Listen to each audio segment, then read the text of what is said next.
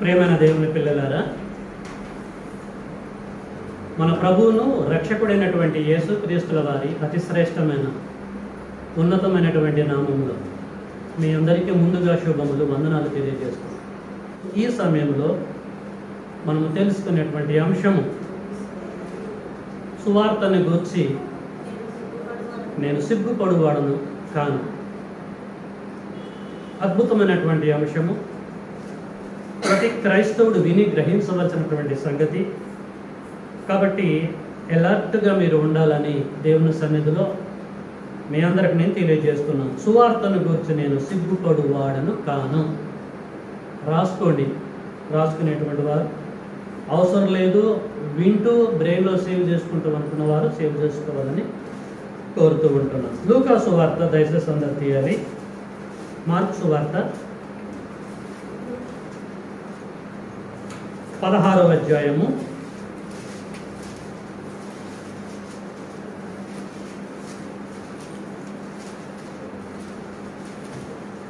16వ అధ్యాయము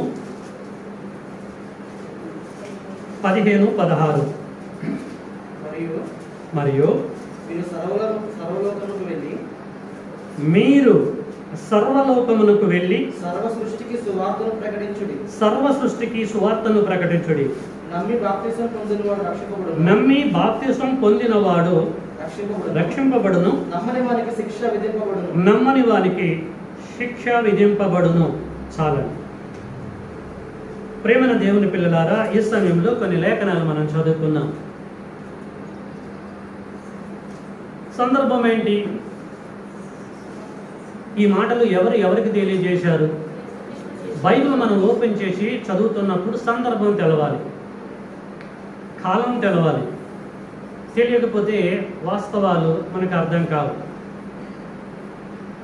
మొదటి శతాబ్దంలో యేసు శిష్యులకు తెలియజేస్తున్నాడు. అప్పటి సందర్భం ఏంటిది?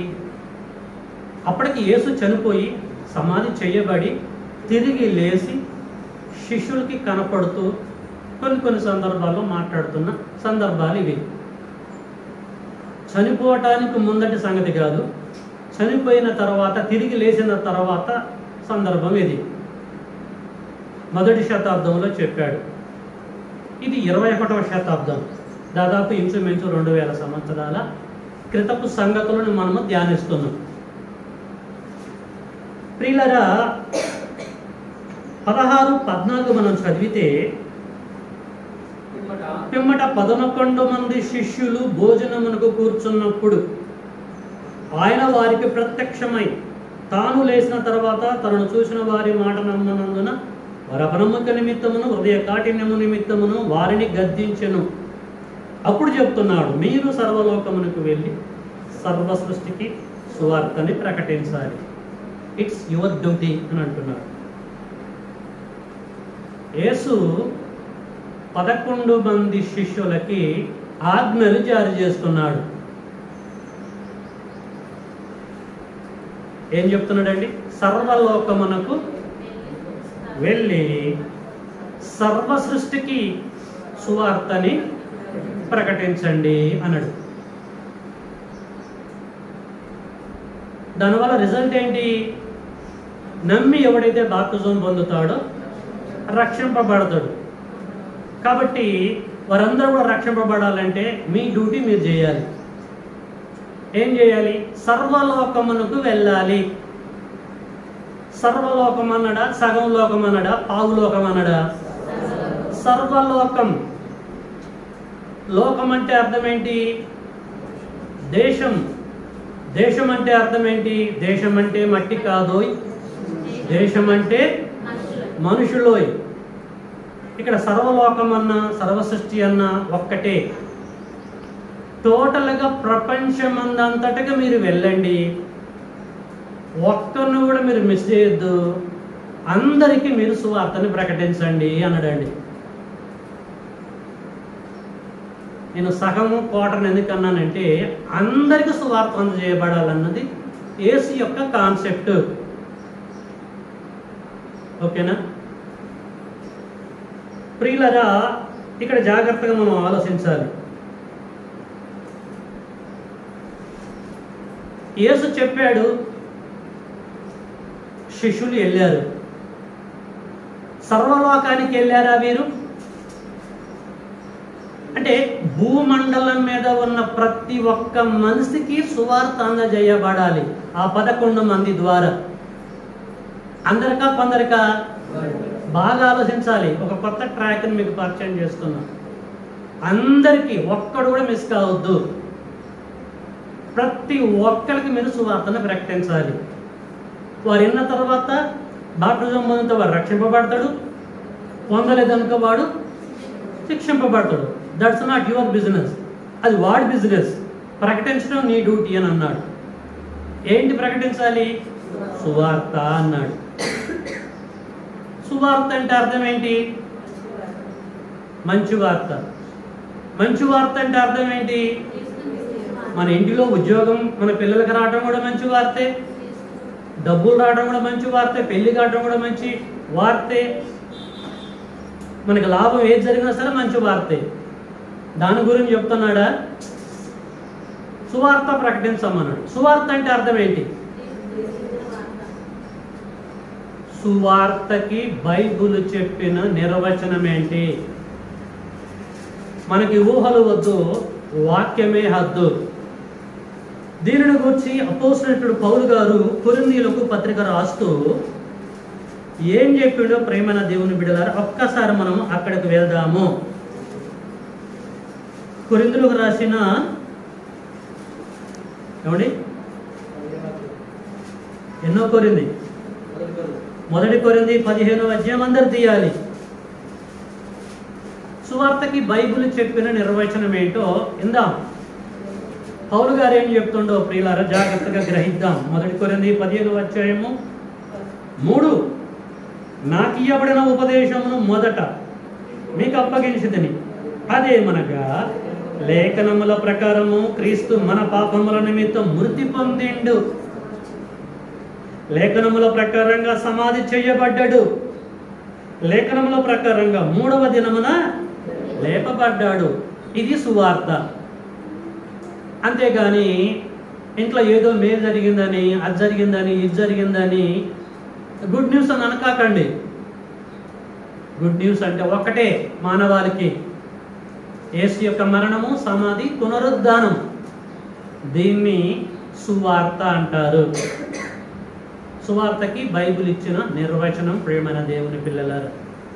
కాబట్టి ఈ గుడ్ న్యూస్ని ఓ 11 మంది శిష్యులారా మీరేం చేయాలి? ఇక్కడే కాదు, సర్వలోకమునకు వెళ్ళాలి. భూమండలం మీద ఉన్న ప్రతి ఒక్క వ్యక్తికి మీ ద్వారా ఈ సువార్త స్ప్రెడ్ చేయబడాలి. మీరు వెళ్ళి చెప్తారా? రేడియోల ద్వారా చెప్తారా? ట్రాక్స్ డిస్ట్రిబ్యూషన్ చేసి చెప్తారా? టీవీల ద్వారా చెప్తారా? That's up to you. నీ ద్వారా ప్రతి ఒక్క వ్యక్తికి ఈ సువార్త అనేది తెలియజేయబడాలి. ఎప్పుడు? నీ జీవిత కాలములు, అంటే మీ జీవిత కాలములు అని చెప్పేసి అనడండి. ఎవరికి చెప్పారు ఇది? మనకు చెప్పాడా? యేసు 11 మంది శిష్యులకు చెప్పాడా? జాగ్రత్తగా ఆలోచించాలి ఈ వ్యత్యాసాన్ని. మొదటి శతాబ్దంలో యేసు 11 మంది శిష్యులకి తెలియచేశాడు. వాళ్ళందరూ విన్నారు.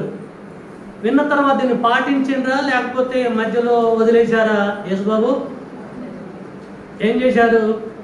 పాటించిండ్రు. పాటించిండ్రు అంటే ఏం చేయాలి? ఇప్పుడు వారందరూ కూడా ఆ స్థలం నుంచి డిపార్ట్ అయిపోయి ప్రతి ఒక్క వ్యక్తిని టచ్ చేసి సువార్తని ప్రకటించాలి. మరి ప్రకటించారా? మొదటి శతాబ్దంలో ఇండియా ఉందా లేదా? మొదటి శతాబ్దంలో అమెరికా ఉందా? బంగ్లాదేశ్ ఉందా? సింగపూర్, మలేసియా ఉందా?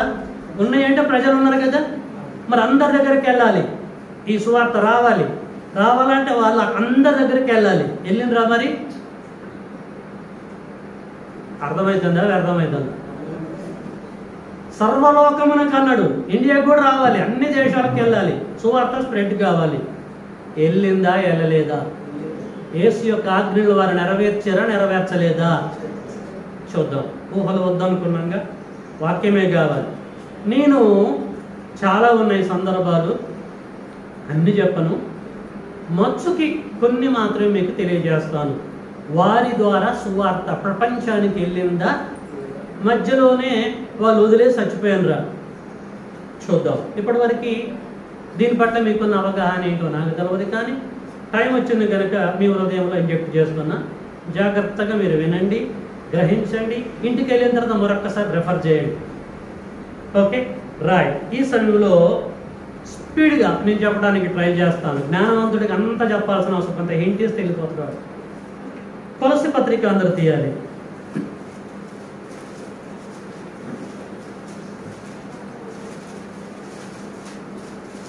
అపోస్తలుడైన పౌలు గారు కొలస్సీలకు రాసిన పత్రిక 1వ అధ్యాయము 23. ఏమండి? పునాది మీద కట్టబడిన వారై స్థిరంగా మీరు ఉన్నారు. మీరు విన్నట్టియు ఆకాశము క్రింద ఉన్న సమస్త సృష్టికి ప్రకటింపబడబోయినట్టుయా. మళ్ళీ అండర్లైన్ చేసుకోండి. ఆకాశము క్రింద ఉన్న సమస్త సృష్టికి ప్రకటింపబడినట్టు ఈ సువార్త వలన కలుగు నిరీక్షణ నుండి తొలగి మీరు పోవద్దు అనడండి. ఏమర్థమైందండి? కొలస్సీ పత్రికని అపోస్తలుడైన పౌలు గారు క్రీస్తు శకము 60లో రాశాడు. ఇది క్రీస్తు శకము 2024. క్రీస్తు శకము 60కి సువార్త అనేది ఏమండి సగం దూరం పోయి ఆగిందటనా, లేకపోతే ఆకాశము క్రింద ఉన్న ప్రతి ఒక్కరికి తెలియజేయబడ్డదటనా? ఏమంటాడండి? ఆకాశము క్రింద ఉన్న సమస్త సృష్టికి ప్రకటింపబడింది. సమస్త సృష్టికి. యేసేమన్నాడు? మీరు సర్వలోకమునకు వెళ్ళి సర్వ సృష్టికి. సర్వ అన్నాడా, ఆపాపన్నాడా? సర్వ. అది ప్రవచనం, ఆజ్ఞలు జారీ. ఇక్కడ ఫుల్ఫిల్మెంట్ అయిందా కాలేదా? 1వ శతాబ్దంలో ప్రియులరా, ఆకాశము క్రింద ఉన్న ప్రతి మానవుడికి సువార్త అనేది అందజేయబడ్డది. Through apostles, through disciple of the Jesus Christ. మళ్ళీ చూడండి. పునాది మీద కట్టబడిన వారై స్థిరంగా ఉండి మీరు విన్నట్టు, ఫాస్ట్ టెన్స్, ఆకాశము క్రింద ఉన్న సమస్త సృష్టికి ప్రకటింపబడ్డది. ఏంటిది? ఈ సువార్త. సువార్త ప్రకటింపబడ్డది. సువార్త అంటే యేసు యొక్క మరణము, సమాధి, పునరుద్ధానము ప్రకటింపబడ్డది. అంటే యేసు యొక్క ఆజ్ఞలని, మాటలని 100కి 200% వాళ్ళు నెరవేర్చినన్నట్టుగా పౌలు గారు చెప్తున్న దాన్ని బట్టి మనకి తేట తెల్లమవుతుంది. ఓకే. రోమపత్రిక 1వ అధ్యాయం తీద్దాం. ఎందుకంటే మనకి 2-3 సాక్షుల సాక్ష్యమే సత్యం అనే గ్రంథం చెప్తుంది కనుక ఇంకా మరొక సందర్భంలో ఏం రాయబడ్డదో కూడా మనం చూద్దాం. పౌలు గారు రోమీయులకు పత్రిక రాస్తూ, రోమా క్రీస్తు సంఘమునకు పత్రిక రాస్తూ 1వ అధ్యాయము 8లో ఏం చెప్తుండో చూడండి. రోమా పట్టణంలో ఉన్న క్రీస్తు సంఘ సహోదరులారా, మీ విశ్వాసము సర్వలోకమున ప్రచురము చేయబడుచుండుటను బట్టి, మీ విశ్వాసము సర్వలోకమున ప్రచురము చేయబడుచుండుటను బట్టి, అప్పటికే సర్వలోకానికి స్ప్రెడ్ అవుతుంది సువార్త. అర్థమైందా? పౌలు గారు రోమీయులకి పత్రిక ఎప్పుడు రాశాడు? క్రీస్తు శకం 58లో రాశాడు. క్రీస్తు శకం 58లోనే సర్వలోకములో ఈ సువార్త ప్రచురము చేయబడుతుంది.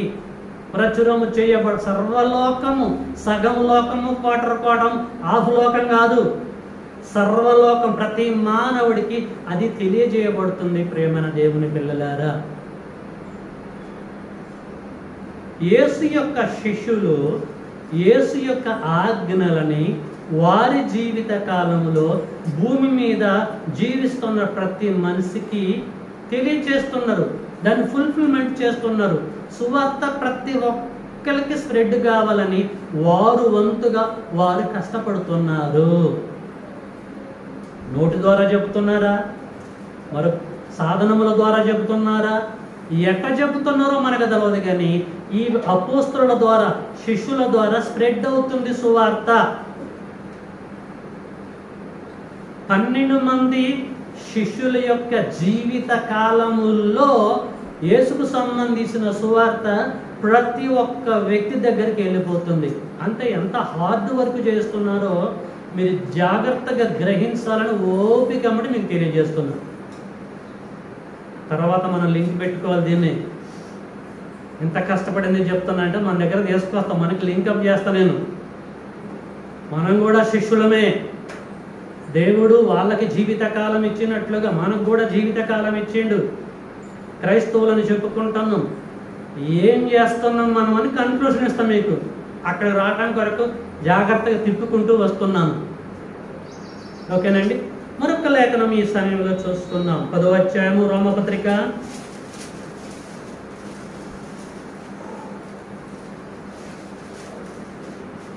18వ వచనం. రోమపత్రిక 10వ అధ్యాయము 18వ వచనం. ఆయనను అపోస్తుడైనటువంటి పౌలు, నేను యేసుకు శిష్యుడుగా ఉన్న నేను, యేసు యొక్క మంచి పని వంతుడుగా ఉన్నటువంటి నేను చెప్పున్నది ఏమనగా అంటున్నాడండి. ఆయనను నేను చెప్పున్నది ఏమనగా, వారు వినలేదా? విన్నారు కదా. వారి స్వరము నాకంటే ముందు సీనియర్స్ 12 మంది అపోస్తలులు, లేదు శిష్యులు. వారి స్వరము భూలోకమందంతటకిని, వారి మాటలు బూది గంధముల వరకును బయలు వెళ్ళతాయా? వెళ్ళేనా? ఏం చెప్తున్నాడు పౌలు గారు? 2 + 2 = 4 లెక్క చెప్తున్నాడు. 1/4 కానీ 3.5 కానీ అలా చెప్పటలే. సువార్త శిష్యుల ద్వారా ప్రపంచానికి స్ప్రెడ్ అయిపోయింది. అన్ని దేశాలలో ఉన్న ప్రతి ఒక్క వ్యక్తికి శిష్యుల టైంలో సువార్త అందజేయబడ్డది. అసలు సువార్త అంటే ఏందో మాకు తెలవదు అని చెప్పకుండా ప్రతి ఒక్కరికి దేవుడు యేసుకు సంబంధించిన సువార్తని స్ప్రెడ్ చేయించాడండి. అందరి హృదయాలలో ఇంజెక్ట్ చేశాడు. వారి జీవిత కాలంలో సువార్తని అందరికీ వ్యాపింపజేశారు. ఆ బైబిల్లో అర్థమవుతుందా అండి? యేసు శిష్యుల తరములో ఏ ఒక్కడైనా యేసు అంటే ఎవరో మాకు తెలవదు, యెహోవా దేవుడు అంటే ఎవరో మాకు తెలవదు అని చెప్పటానికి ఛాన్స్ లేకుండా దేవుడు యేసు ద్వారా తన కార్యాలు ముగించినట్టుగా మనకి ప్రియులారా తేట తెల్లమవుతూ ఉంటున్నది. అపోస్తుల కార్యము 1వ అధ్యాయము 8వ వచనం.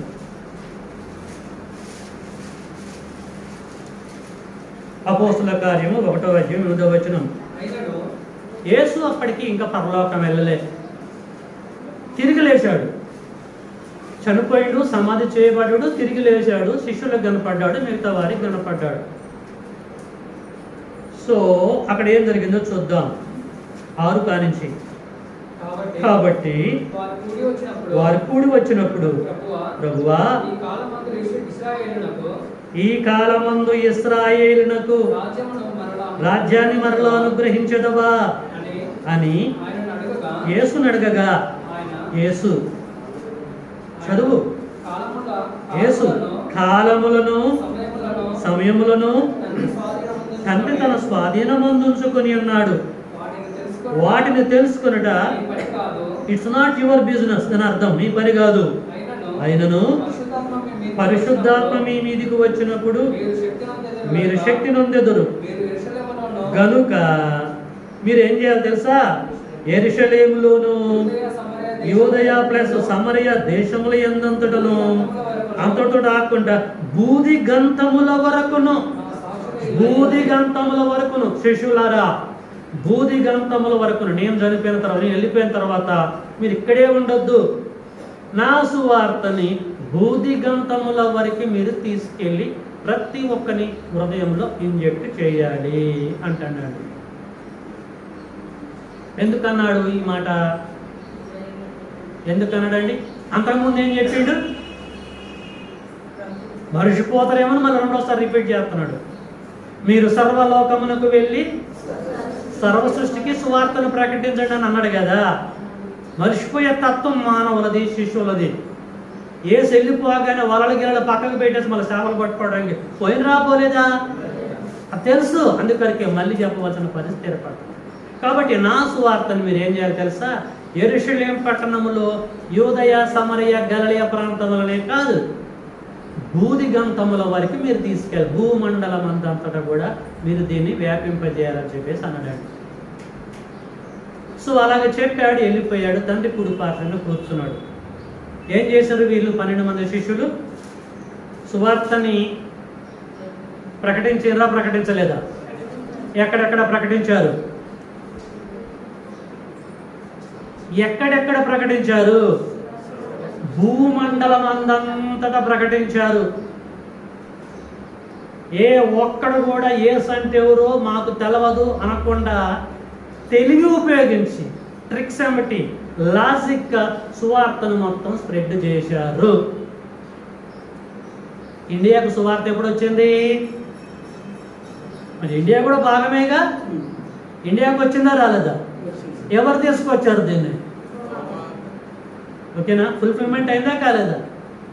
ప్రపంచం అంతటికి వెళ్ళిపోయిందండి. మొదటి శతాబ్దంలో కేరళకు వచ్చారు, అక్కడి నుంచి చెన్నై, ఆ తర్వాత ఇండియాలో ఉన్న ప్రతి ఒక్కరికి తెలిసిపోయింది సువార్త అంటే ఏంది, యేసు అంటే ఎవరు, ఎందుకు వచ్చాడు అన్న సంగతి అందరికి స్ప్రెడ్ అయిపోయింది.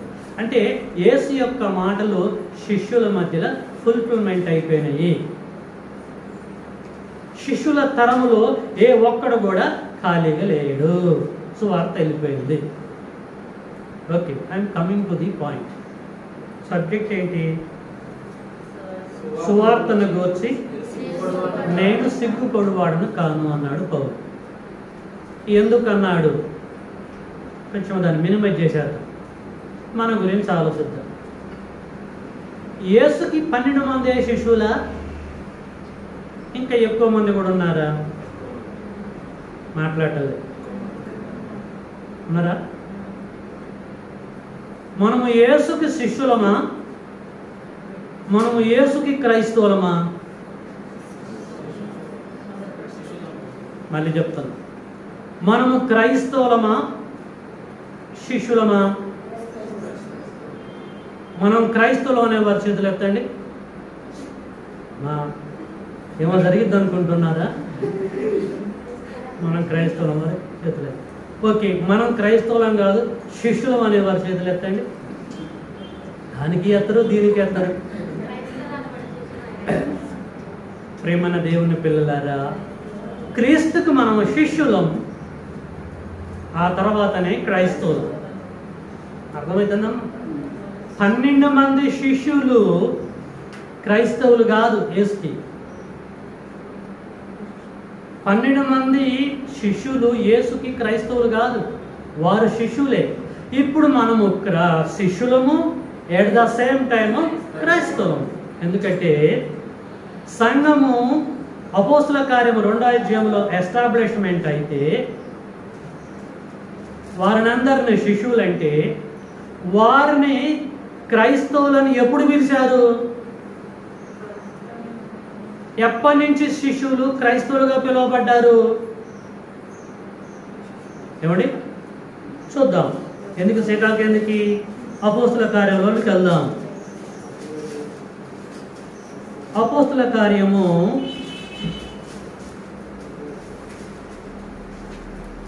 8వ అధ్యాయం. అంతియొకయలో మొదట శిష్యులు క్రైస్తవులు అనబడిరే. ఎక్కడది?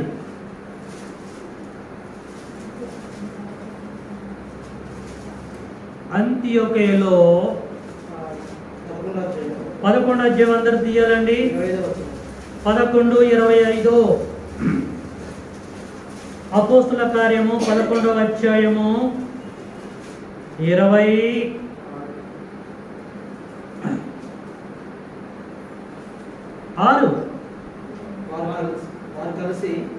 వారు కలిసి సంవత్సరమంతయు సంఘములో ఉండి బహుజనములకు వాక్యం బోధించిరి. మొట్టమొదట అంతియొకయ పట్టణములో ఉన్న క్రీస్తు సంఘము అంతియొకయలో శిష్యులు క్రైస్తవులనబడిరి. అంతియొకయ పట్టణం కానించి శిష్యులని క్రైస్తవులు అనటం ప్రారంభించారు ప్రియులారా. అంతకంటే ముందు లేరా? శిష్యులు అనేక మంది ఉన్నారు కానీ వాళ్ళని క్రైస్తవులు అనలే. అపోస్తుల కార్యము 2వ అధ్యాయంలో శిష్యులు ఎస్టాబ్లిష్మెంట్ అయితే 11వ అధ్యాయంలో ఆ శిష్యులని క్రైస్తవులు అని చెప్పేసి అనడం స్టార్ట్ చేయబడింది. కాబట్టి బాగా ఆలోచించండి, మనము యేసుకి శిష్యులమే, ఎట్ ద సేమ్ టైం మనమందరం కూడా క్రైస్తవులము. అంటే క్రైస్తవులన్నా శిష్యులన్నా ఒక్కటే, కన్ఫ్యూజ్ కావాల్సిన అవసరం లేదు. మనం అందరం కూడా యేసుకి శిష్యులము, మనమందరం కూడా క్రైస్తవులమే. శిష్యులన్నా క్రైస్తవులన్నా ఒక్కటే. రైట్. నేనేం చెప్పబోతున్నానంటే, సువార్త ప్రకటించటము, సర్వలోకంలోకి వెళ్ళి ఈ బాధ్యత, ఈ ధర్మము యేసు కాలంలో ఉన్న 12 మంది శిష్యులకే సంబంధించిందా, మనకు కూడా సంబంధించిందా? ఒప్పుకుంటున్నారా? ఎందుకంటే మనము యేసుకు శిష్యులయ్యాము. ఈ బాధ్యత, ఈ ధర్మము ఇది కూడా మనం చేయాలి. వాళ్ళు చేశారు. వారి తరంలో వారు చనిపోయేంత వరకు సువార్తను ప్రకటించారు. ఎక్కడికంటే అక్కడికి వెళ్ళారు, ఎన్నో కష్టాలు అనుభవించి సువార్తను స్ప్రెడ్ చేశారు. మరి మనం కూడా శిష్యులమైతే ఈ పని మనం చేస్తున్నామా? శిష్యులను చెప్పుకుంటూ, క్రైస్తవులని చెప్పుకుంటూ క్రీస్తు యొక్క ఆజ్ఞలు మనం పాటిస్తున్నామా? ఏమండి, మనం బాప్టిజం తీసుకునేది మొదలుకొని ఇప్పటి వరకు, అప్పటి నుంచి ఇప్పటి వరకు మనమంతా శిష్యులమే. మరి శిష్యులమైతే సువార్తను ప్రకటించాలి కదా? ప్రకటించాలా వద్దా? ప్రకటించాలి. మరి ప్రకటిస్తున్నామా? మీకు అర్థమవుతుందా? ఈ పని, ఈ బాధ్యత యేసు వాళ్ళకి అప్పచెప్పాడా? మనకు కూడా సంబంధించిందేనా? మనకు కూడా సంబంధించినైతే మనం అంతా మడత పెట్టేసి అటుకు మీద పెట్టామేంటి? కొన్ని మన భాష చెప్పాలంటే యాంకర్గా తగిలించామేంటి? సువార్తను ప్రకటించేది. మనలో ఎవరైనా ఈ సువార్త కార్యక్రమాన్ని జరిగిస్తున్నామా? యేసు యొక్క మరణము, సమాధి, పునరుద్ధానము, దీన్ని సువార్త. ఈ సువార్తని మన జీవిత కాలంలో లేచినది మొదలుకొని చనిపోయేంత వరకు దీన్ని మనం ఇతరులకు చెప్తున్నామా? పక్కన ఉన్న అన్యుడికి కానీ, మన ఫ్రెండ్కి కానీ, బజార్లో ఉన్న వారికి కానీ, మన బంధువులలో ఉన్నటువంటి వారికి కానీ, ఎవరికైనా సరే నశించిపోతున్నటువంటి అన్యుడికి ఈ సువార్తని మనము చెప్పుతున్నామా? ప్రచురిస్తున్నామా? ఏమండి, అర్థమవుతుందా? పోనీ మనం ఏమని చెప్పుకుంటున్నాం? మనము క్రైస్తవులము, మన శిష్యులం అని చెప్పేసి అంటున్నాం, చెప్పుకుంటున్నాం కానీ పని మాత్రం చేయటం లేదు, సువార్త ప్రకటించటం లేదు. ఏమనుకుంటాం తెలుసా? సువార్త ప్రకటించేది ఒక జాన్సనే, ఒక సేవకుడే. ఇట్స్ నాట్ మై బిజినెస్, ఇది మా పని కాదు. మేమెందుకు సువార్త ప్రకటించాలి?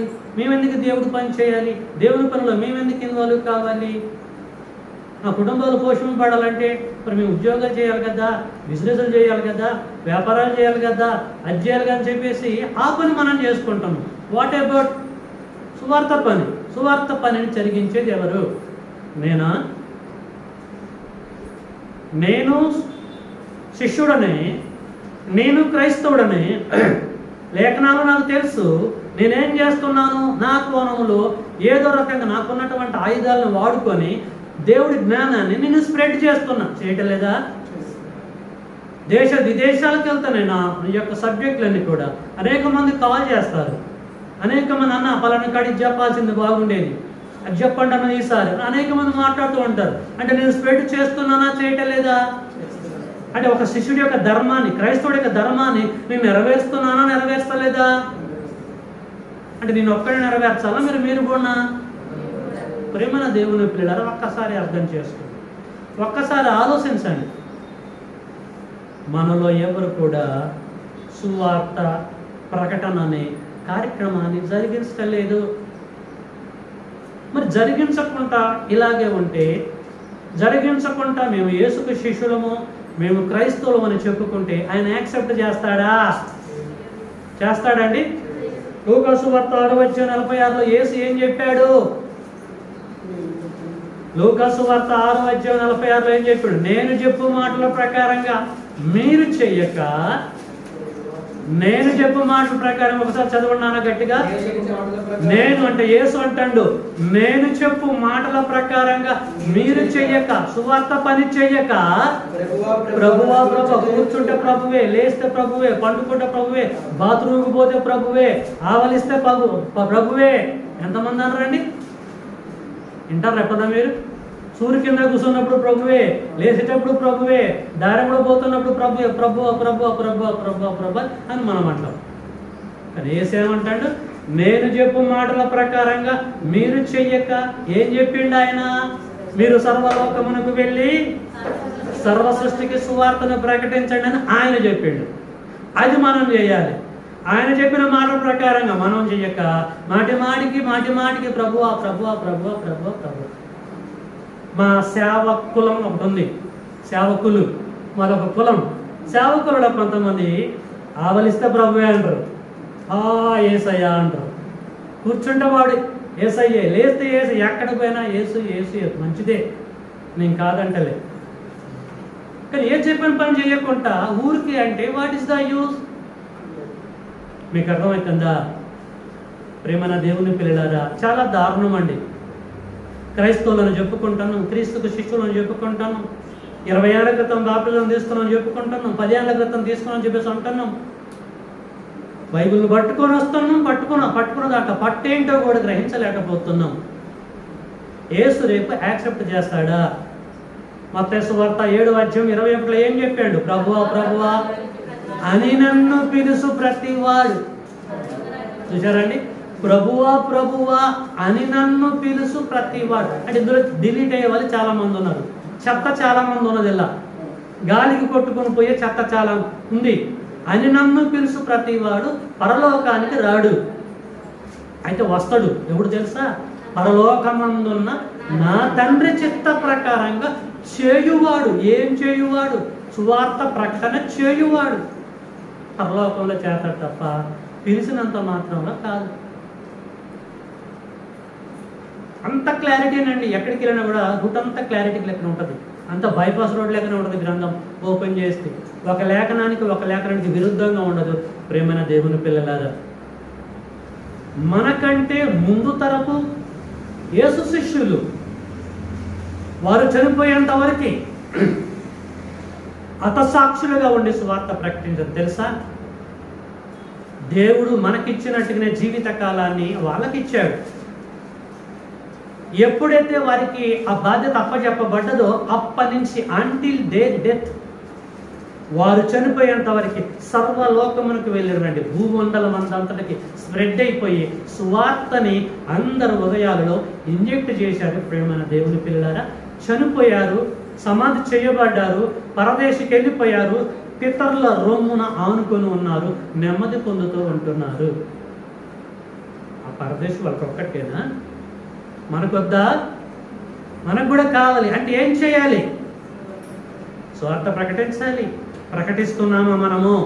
యేసు శిష్యులుగా చెప్పుకుంటూ ఫిలిప్పీ పత్రిక 2:13 పౌలు గారు ఏం చెప్పాడు చూద్దాం. ఫిలిప్పీలకు రాసిన పత్రిక 2వ అందరు తీయాలండి.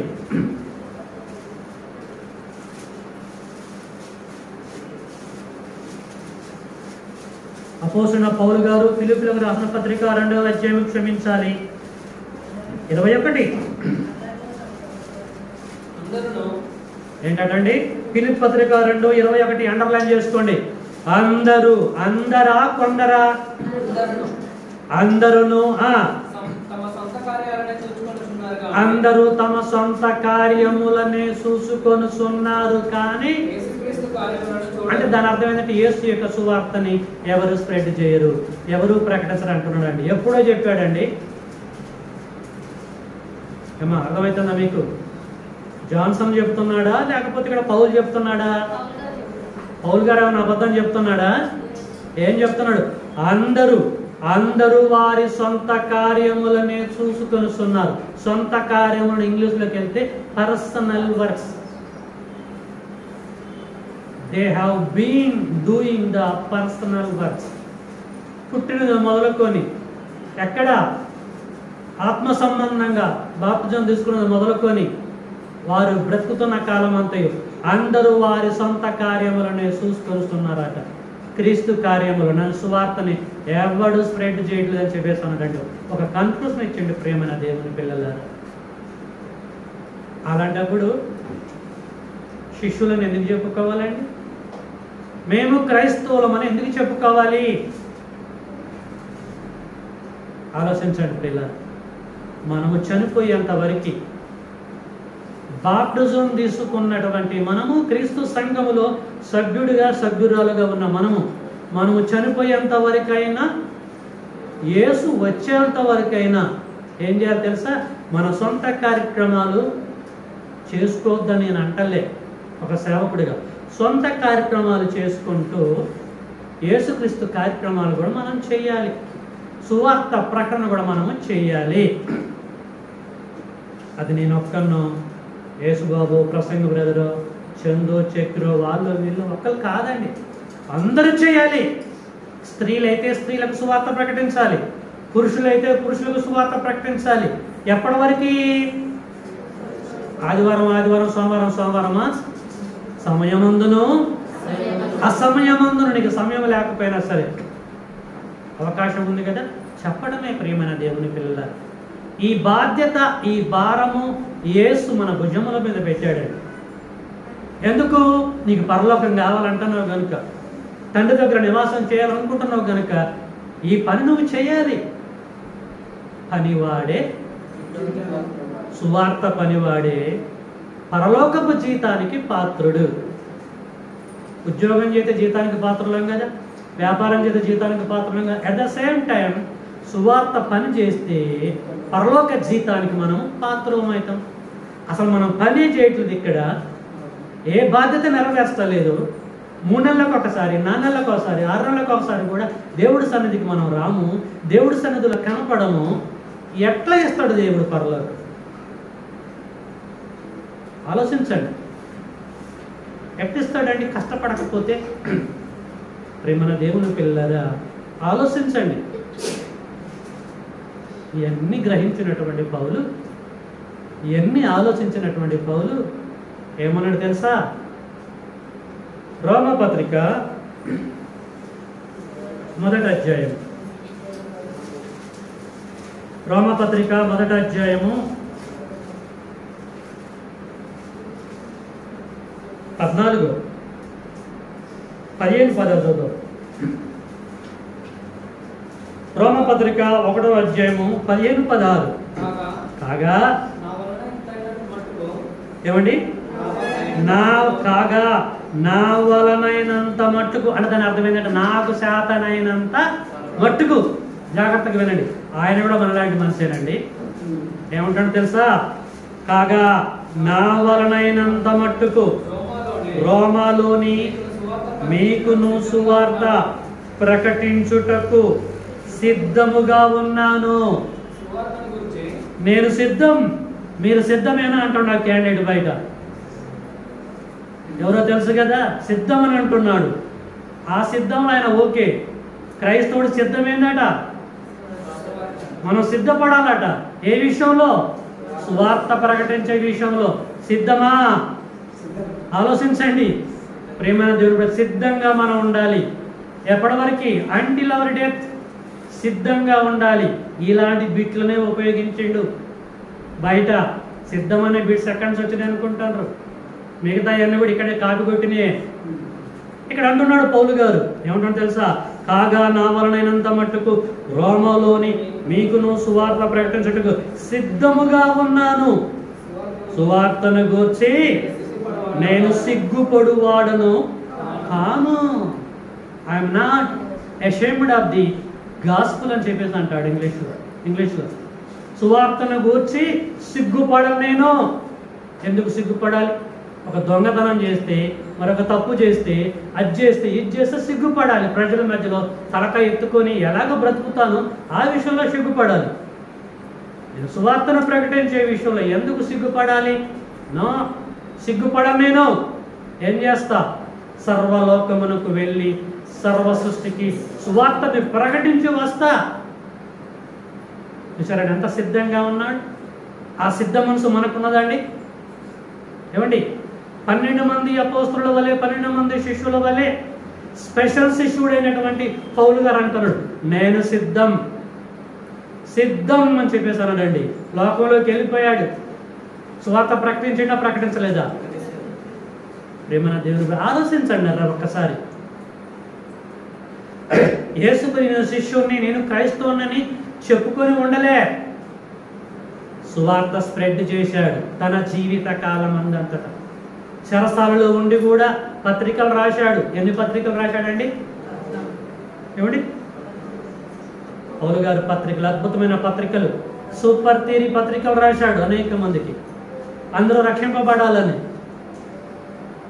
అన్ని ప్లేస్కి వెళ్ళి ప్రియులరా సువార్తని ప్రకటించాడు.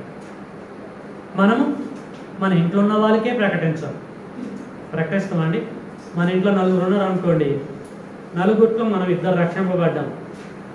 మనం ఏం చేయాలా? 3 కన్వర్ట్ చేయాలి, 3 సువార్త ప్రకటించాలి. అసలు కనీసం ఈ పని చేస్తున్నాం మనం? వీళ్ళని రక్షించుకోవడానికే దిక్కు లేదు. అప్పుడు ఏం చేయాలా? పక్కింటిని రక్షించాలి. అదైపోయింది, అందరిని రక్షించాలి. బజారు వాళ్ళని, గ్రామం వారిని, స్ట్రీట్ వాళ్ళు, అనేక మంది దగ్గరికి వెళ్ళి అనేక మందికి సువార్త ప్రకటించాలండి. మీకు తెలుసో తెలియదు కానీ కొన్ని మత శాఖలలో వారు బస్సులో వెళ్తూ కూడా టైం వెయిట్ చేయరండి. జస్ట్ అట్లా గెలుతారు, లైట్గా టచ్ చేస్తారు, ఏదో రకంగా మాటల మధ్యలో పెట్టి సువార్తను ఇంజెక్ట్ చేస్తారు. వాళ్ళ గురించి నేను చెప్పను. ఆ ఆసక్తి మనకు ఉండదు. ప్రేమ దేవుడి టైం దొరికిందంటే సువార్త ప్రకటించాలి. కాలం వేస్ట్ చేయకూడదు. మీరు సమయమును పోనీయొద్దు అంటాడు పౌలు గారు. అనడం లేదా? దినములు చెడ్డవి కనుక మీరు కాలాన్ని పోనీయ కానలే. దినములు చెడ్డవి కనుక కాలమును పోనీయ కానలే, సమయమును పోనీక అంటాడు. సమయం అంటే ఏందో, కాలం అంటే ఏందో మీకు గతంలో చెప్పాను నేను. మనం కాలాన్ని పోనెత్తున్నాం, ఓకే, దాని గురించి పట్టించుకోవట్లేదు దేవుడు. కనీసం సమయాన్న పోనీయద్దు అని అంటున్నాడు. మీరు సమయమును పోనీయక సద్వినియోగం చేసుకోండి. అజ్ఞానుల వలె కాక జ్ఞానుల వలె ప్రవర్తించండి. అంటే దాని అర్థం ఏంటి? సువార్త ప్రకటించాలి. గుండెల మీద చేసుకొని ఆలోచించండి. మీరు సువార్త ప్రకటిస్తే ఒక వ్యక్తి రక్షింపబడి దేవుడు సన్నిధికి వచ్చిన వారు ఎవరైనా ఉన్నారా? చేతులు ఎత్తే. మీరు ఎవరినైనా కన్వర్ట్ చేశారా? మీ మీరు బాప్టిజం తీసుకున్నది మొదలుకొని ఇప్పటివరకు మీరు కష్టపడి ఎవరికైనా సువార్తను ప్రకటించారా? సువార్త ప్రకటించే ఆ ఆత్మ రక్షింపబడ్డదా? మిమ్మల్ని మీరే పరీక్షించుకోండి. ఎంతమంది రక్షించారనేది మీకు అర్థమైపోయింది. ప్రియులారా, కష్టపడకపోతే ఆత్మలు రక్షించకపోతే ఎలాగిస్తాడు దేవుడు?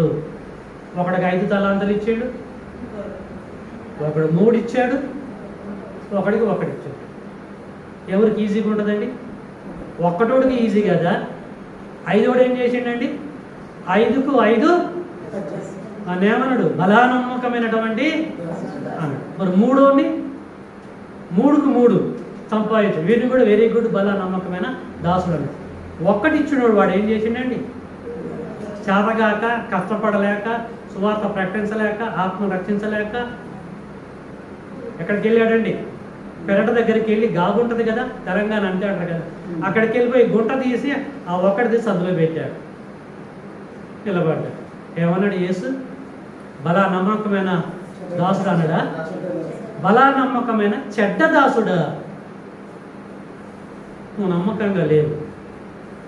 ఈ ఒక్కటి వాళ్ళకి ఇచ్చినట్టయితే 5 ఇస్తే 6 వాడు 6కు ఇంకా 6 సంపాదిస్తాడు అని తిట్టి ఏం చేసిండండి, ఇటు రాండ్రు అని చెప్పేసి మనసులను పిలిచి తీసుకెళ్ళి వెళ్ళి చీకటి గదులు వేసేయండి అని చెప్పేసి అంటారు. అక్కడ పండ్లు కొరుకుంటాయో ఎక్కువ అంటే పాతాళలోకాన్ని పంపించేసాడు.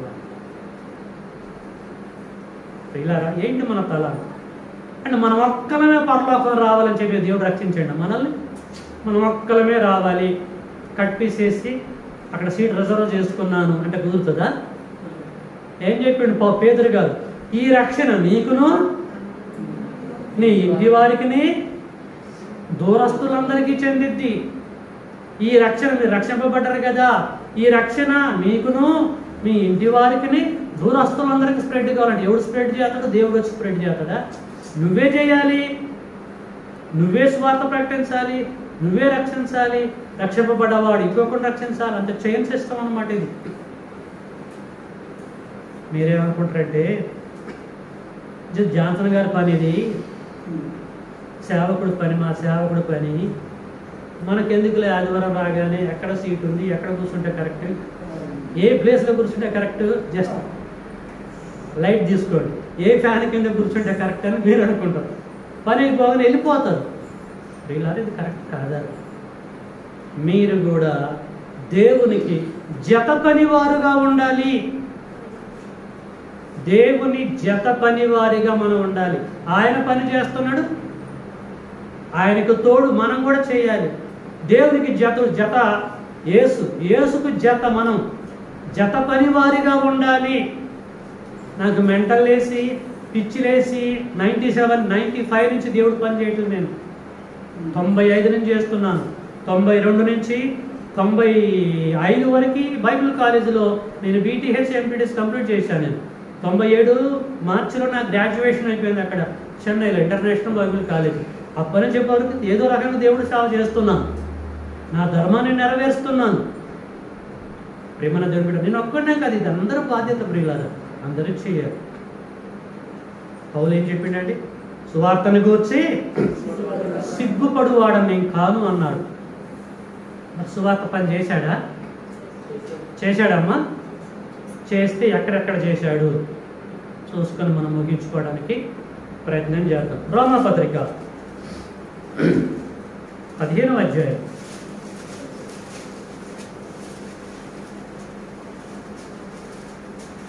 రోమపత్రిక 15వ అధ్యాయము 18 నుంచి. అన్యజనులను విధేయులగునట్లు వాక్యము చేతను, క్రియ చేతను, గురుతుల బలము చేతను, మహత్కార్యముల బలము చేతను, పరిశుద్ధాత్మ బలము చేతను. ఒక్క నిమిషం. ఏలగనగా అన్యజనులు విధేయులగునట్లు వాక్యము చేతను, క్రియ చేతను, గురుతుల బలము చేతను, మహత్కార్యముల బలము చేతను, పరిశుద్ధాత్మ బలము చేతను క్రీస్తు నా ద్వారా చేయించిన వాడిని గూర్చియే కానీ మరి దేనిని గూర్చి మాటలాడ తెగింపను. కాబట్టి యెరూషలేము మొదలుకొని చుట్టుపట్లనున్న ప్రదేశముల యందు ఇల్లూరికు ప్రాంతము వరకు క్రీస్తు సువార్తను పూర్ణముగా ప్రకటించిండా, సగం ప్రకటించిండా? క్రీస్తు సువార్తను పూర్ణముగా ప్రకటించి ఉన్నాను. Past tense. నేనైతే మరొకని పునాది మీద కట్టకుండా నిమిత్తము ఆయనను గూర్చిన, అంటే యేసును గూర్చిన సమాచారం ఎవ్వరికి తెలియజేయబడలేదు. వరల్డ్ వైజ్గా వారు చూతురనియో వినని వారు గ్రహింతురనియో రాయబడిన ప్రకారము క్రీస్తు నామమెరగని చోట్లను, క్రీస్తు నామమే ఎరగని చోట్లను సువార్తను ప్రకటింపబడని మిక్కిలి ఆశగలవాడనయుండి అలాగున ప్రకటించి తిని. వాటి వండర్ఫుల్ అండి. అవును, మాటలు చెప్పేటోడు కాదండి, శాతలు ఉన్నాయి, గట్స్ అంటారు దాన్ని ఇంగ్లీష్లో. ప్రేమన దేవుని బిడ్డలారా, అందుకరికి సువార్తను గూర్చి సిగ్గుపడువాడని కాను. సువార్త భారము నా మీద మోపబడదని అంటాడు ప్రేమన దేవుని పిల్లల. అద్భుతమైన రీతిలో ప్రపంచమున్న ఆసియా ఖండమందంతటా తిరిగి తన జీవిత కాలంలో టైం ఉన్న ప్రతిసారి టైం వేస్ట్ చేయకుండా దేవుని సువార్తను ప్రకటించి స్ఫుర్మ, పెర్గమ, తుయతరై, లవోదికయ, సార్దీసు ఇంకా సంఘములన్నీ కూడా నెలకొల్పాడు ఆసియాఖండం అంతా. వాట్ అబౌట్ యూ అండ్ మీ? మనం ఏం చేస్తున్నామండి? ఒకడు చెబుతుంటే వినడానికే రాము మనము. అర్థమవుతుందా అండి? కష్టపడాలండి. కష్టపడితేనే ఫలితం పరలోకం దక్కింది. ప్రియమైన వాళ్ళు, మనం యేసుకి శిష్యులుగా ఉన్నటువంటి మనం ఎప్పుడు చనిపోతామో తెలియదు. తెలుసా? మన జీవిత కాలము ఎంతో మనకి తెలుసా? రేపేమి సంభవించినో తెలుసా అండి? తెలియదు. యేసు వచ్చేంత వరకు, మనము చచ్చిపోయేంత వరకు ఏం చేయాలి తెలుసా? మన పనులు మనము జరిగించుకుంటూ, మన కుటుంబాన్ని మనం పోషించుకుంటూ సువార్త పని కూడా మనం చేయాలి. వాటన్నిటికంటే ఇంపార్టెంట్ వర్క్ ఇది. సువార్త పని జరిగించే అవకాశం మనకి లేకపోతే, జాగ్రత్తగా వినండి, సువార్త పని జరిగించి చచ్చిపోవాలి. సువార్త పని జరిగించే పొజిషన్లో మనం లేకపోతే, అవకాశం లేకపోతే, జరిగించేవాడు ఎవడున్నాడు ఫైండ్ అవుట్ చేయండి, వారికి సహకరించండి. నువ్వు డబ్బులు ఇస్తావా? ఇంకేదో ఇస్తావా? ఇంకా ఏదో ఇస్తావా? ఇంకా ఏదో ఇస్తావా? చెయ్యండి. సువార్త పనిలో సహకారులుగా మీరు ఉన్నట్టే లెక్క. అనేక రకాలుగా మీరు సహకరించినట్టు లెక్క. మీరే వెళ్ళి బైబిల్ చేత పట్టుకొని ఇంటింటికి వెళ్ళి బోధించవలసిన అవసరం లేదు. టెక్నిక్ అమలు స్ప్రెడ్ చేయాలి, యుక్తిగా ప్రకటించాలి. నీకు చేత కాకపోతే ఆ బాధ్యత వేరే వాళ్ళకి అప్పచెప్పాలి. డబ్బులు వాళ్ళకి ఇచ్చేసేయాలి. ఈ డబ్బులు వాడుకోండి, దేవుడు పని చేయండి అని చెప్పేసి అనాలి, ఎంకరేజ్ చేయాలి. లెక్చర్షిప్ మీటింగ్స్, బైబిల్ క్లాసులలో మీరు ముందుకు రావాలి సహకరించడం కొరకు. ఈ పైది సహకరించిన వారు ఉన్నారు, నా కాళ్ళ కింద సహకరించిన వారు ఉన్నారు, ఈ లైట్ సహకరించిన వారు ఉన్నారు, ఫుల్ ఫిట్ సహకరించిన వారు ఉన్నారు, దీనికి సహకరించిన వారు ఉన్నారు. ఇవన్నీ కూడా ప్రేమనది. మీరు సహకరిస్తేనే ఈ పని జరుగుతుంది. అర్థం చేసుకోండి. పౌలు గారు సేవ చేస్తుంటే అనేక మంది స్త్రీలు వచ్చేసి పౌలు గారు పక్కన నిలబడి, మేము సేవ చేయలేములే పౌలా, మా డబ్బు ఉన్నాయి, దాచుకున్న డబ్బు ఉన్నాయి, ఆ డబ్బు నీకు ఇస్తాం, దీన్ని దేవుడి పనిలో వాడని చెప్పేసి అప్పచెప్పారు. కానీ లెక్క అడగలే ఇప్పుడు వాళ్ళు. మళ్ళీ అర్థమవుతుందండి? లెక్కలు అడగలే. అద్భుతమైన రీతిలో పౌలు గారు దేవుడి సేవ జరిగించాడు. అలాంటి వారికి దేవుడు రివార్డ్ ఇవ్వాలా వద్దా అండి? ఇవ్వాలంటారా? న్యాయం అంటారా వద్దంటారా? చూద్దాం ఆయన ఏమంటాడో చూసుకొని ముగించుకుందాం. తిమోతి పత్రిక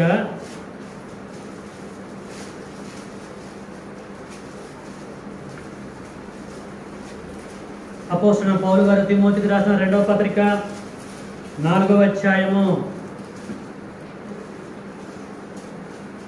5వ వచనం.